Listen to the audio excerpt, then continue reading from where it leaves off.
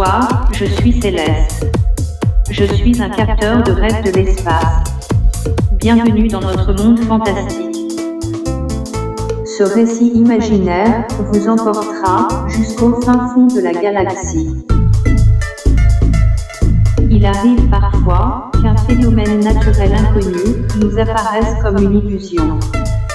C'est le cas de la tempête éternité. Cette tempête éternelle nous est invisible à cause de sa vitesse de déplacement dans l'espace de 1700 km/h, soit la circonférence de la planète divisée par 24 heures. Quelque part, dans une galaxie lointaine, un vaisseau interstellaire sillonne l'univers à la recherche de nouvelles civilisations provenant de mondes inconnus. Les scientifiques ont découvert, dans une nouvelle dimension, dans laquelle les voyages dans l'espace et dans les voyages dans le temps se font à la vitesse de la lumière. Les savants de la mission sont maintenant capables de voyager d'une galaxie vers une autre en quelques minutes. L'homme étoile se dirigeait en direction d'une planète lointaine nommée la Terre. Pleine puissance des réacteurs.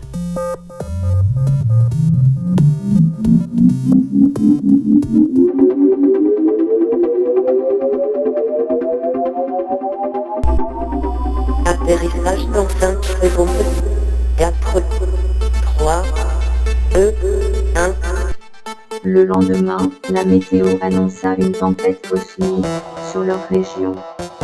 L'homme étoile avait voyagé toute la nuit et il arriva sur la planète Terre. Il conseilla aux robots de fuir avant la tempête. Mais leur vaisseau spatial était en panne de réacteur. Et lorsque vint la nuit, leur vaisseau était prisonnier dans la tempête.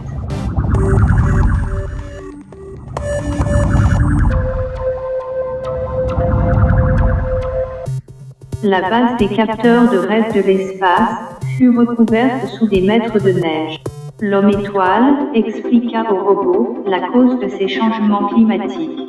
La trajectoire équatoriale du Soleil sur la planète change périodiquement.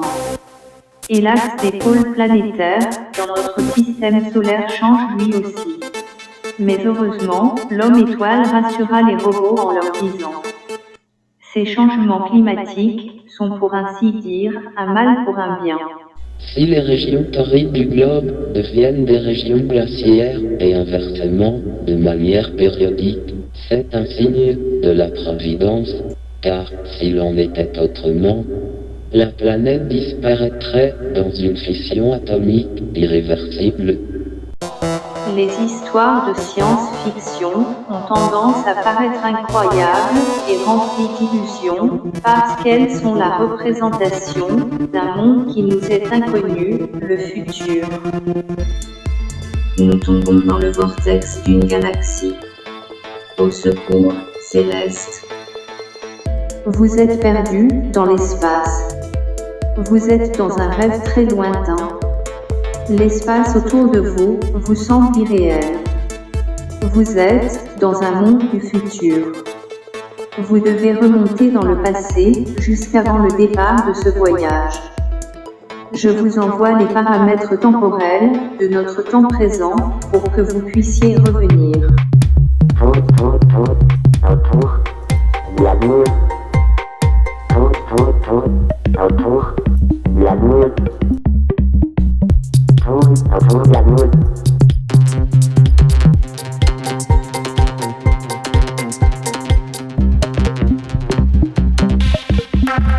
Bonsoir, les robots, bienvenue au jeu de l'espace.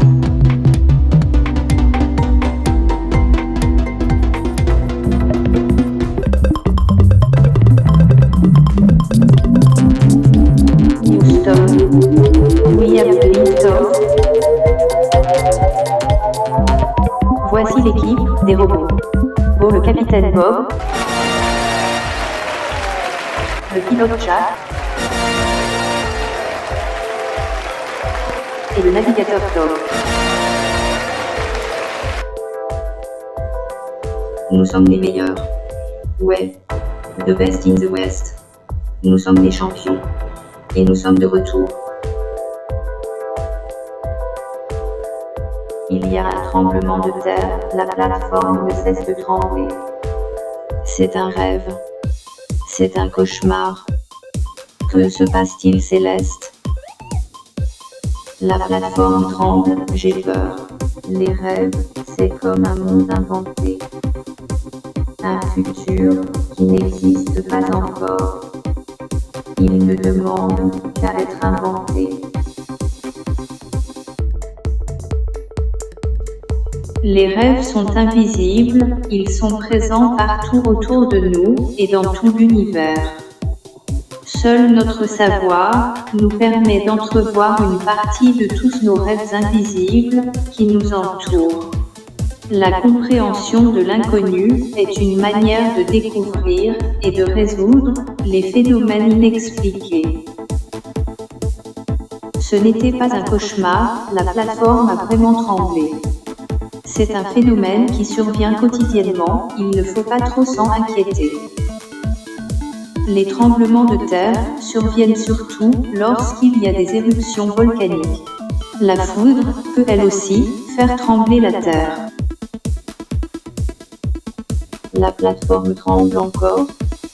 Peut-être que la perpendiculaire du midi solaire est juste au-dessus de nous. Dis-moi Nova, est-ce que c'est la fin du monde?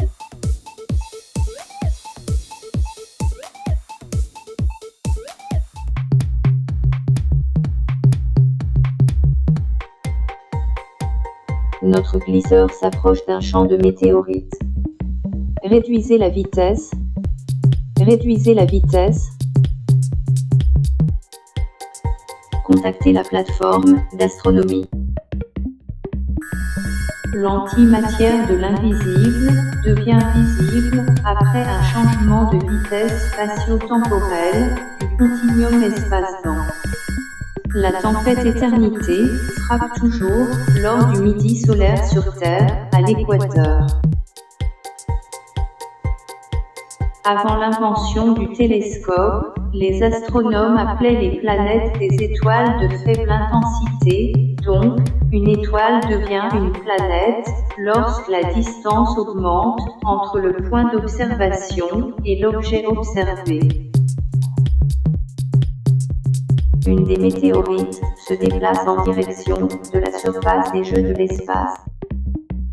Lancez l'alerte à tous les capteurs de rêve. Qu'ils trouvent la case du jeu où elle va tomber. Souhaitons qu'elle ne causera pas trop de dommages. Les capteurs de rêve ont trouvé l'emplacement exact où elle va tomber. Bingo! En plein dans le mille. Ce minerai vaut une fortune. Emmenez-le à la base des capteurs de rêve.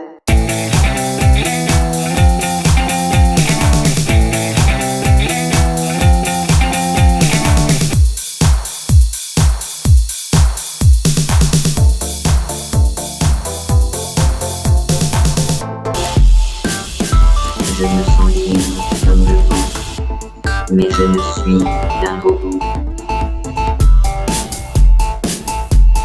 Je vous ai appris à flotter dans l'espace par vous-même. Bravo, les robots. Bravo, les androïdes.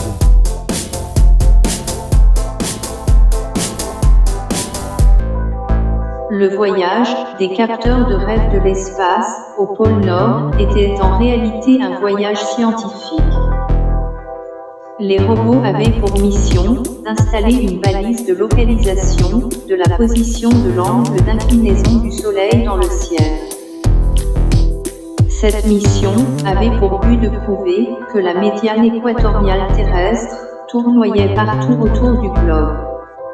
Ce qui fera la preuve de l'inversion des pôles.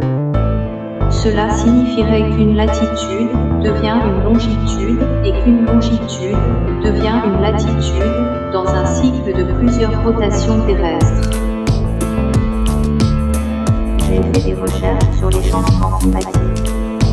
Le réchauffement climatique est peut-être causé par une augmentation de la température du Soleil, jusqu'à ce qu'il explose et devienne un trou noir. La température au pôle Nord est montée après 36 degrés Celsius cet été. Savez-vous ce que cela signifie? Cela signifie que la médiane équatoriale est passée par là.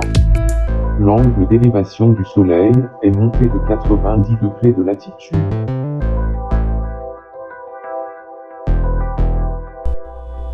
Nos trois amis se dirigeaient vers le terrain des Jeux de l'espace, à bord de la plateforme spatiale. Pilote automatique enclenché. À vos ordres, capitaine Bob.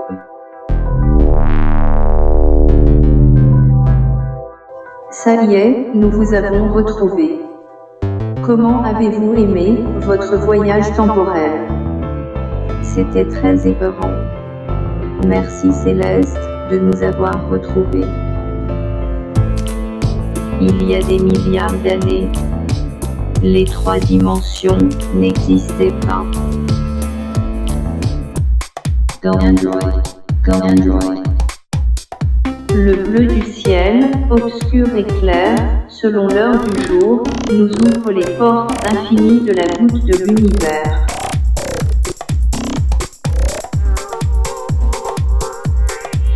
Personne dans ma loge. Je suis parti nourrir mes pensées au fin fond de la Voie lactée. La vie est un théâtre, et le théâtre joue son rôle, celui de décrire la vie. Une étoile, sur la porte de ma loge, comme si j'habitais le cosmos. Le passage universel, vers d'autres mondes, connus et inconnus. Le souvenir de ce passé très lointain se transforma au cours des centaines de millénaires qui suivirent. C'est nous les capteurs de rêve, qui gagnerons la partie, et nous deviendrons les maîtres du monde. Les gagnants du gros lot sont les robots. We want cash. We want cash. We want cash. We want cash. POV. We are rich. Yes, we are rich. We are rich. I love money. Me too. I love money. POV. We are rich. Me too. I love money. À quoi rêvez-vous, les robots? Mais Céleste, les robots ne rêvent pas. Mais oui, les robots peuvent rêver. Je rêve de devenir un grand explorateur. Les secrets de la science sont invisibles jusqu'au jour où un scientifique fait une nouvelle découverte. Alors, ce scientifique aura fait apparaître l'invisible comme par magie. L'imagination de ces robots est sans limite. Allons rencontrer Céleste. Allons-y. Des milliards d'étoiles brillaient maintenant dans tout l'univers.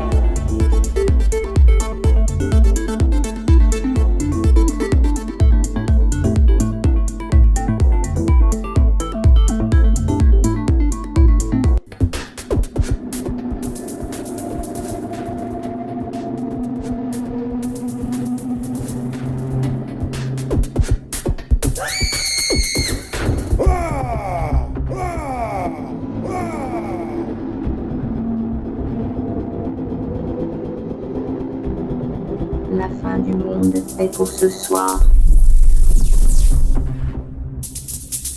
Nous sommes les cavaliers de l'Apocalypse.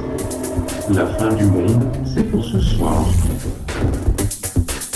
La fin du monde est pour ce soir.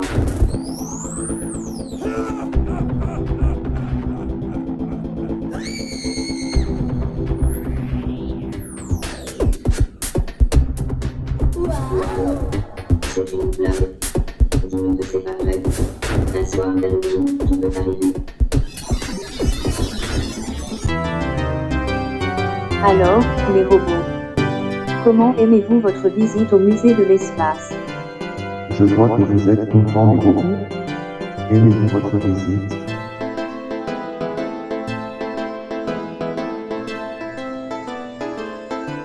Bonsoir, les robots. Bienvenue au musée de l'espace. Mais qu'est-ce que c'est? Cela ressemble à un trou noir, dans lequel on peut apercevoir des étoiles. Quelle vue magnifique de l'univers. Regardez. Il y a une silhouette humaine au bout du télescope. Je suis un androïde hologramme. Je capte l'énergie provenant du trou noir. Nous cherchons l'élément déclencheur de la tempête éternité. Nous cherchons là où elle commence et là où elle finit. En plus de notre million de crédits, on a aussi gagné un tableau. Une œuvre d'art gigantesque, signée Spaceman.